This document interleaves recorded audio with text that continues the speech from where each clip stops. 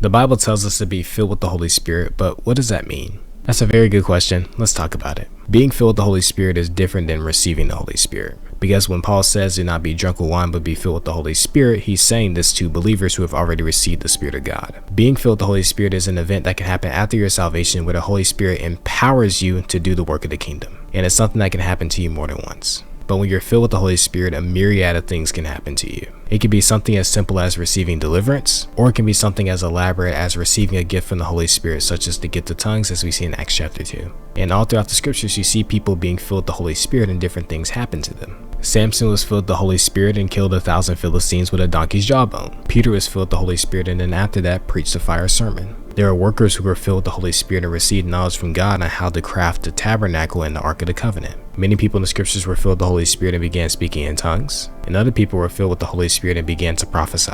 But being filled with the Holy Spirit at its core is when the Holy Spirit comes upon you and empowers you to do the work of the kingdom. And again, it's also something that can happen to you more than once in your life. If you want to be filled with the Holy Spirit, here are some simple things you can do. For one, you can just ask God to be filled by the Holy Spirit. But living a life walking by the Spirit that you're not gratify the desires of the flesh can also lead to you being filled by the Holy Spirit as well. And sometimes simply just through doing the things which God has called you to do, God will fill you with His Spirit to empower you to continue to do the work of the kingdom. So if you ever wonder what it is to be filled with the Holy Spirit, that's what it is. So I hope that this helped that you learned something new. If you want more content like this, go and drop a sub or a follow. And if you want to hear more teachings from me that are outside of short form content, I would recommend you join my Bible classes every single Thursday at 8 o'clock p.m. Eastern on Google Meets.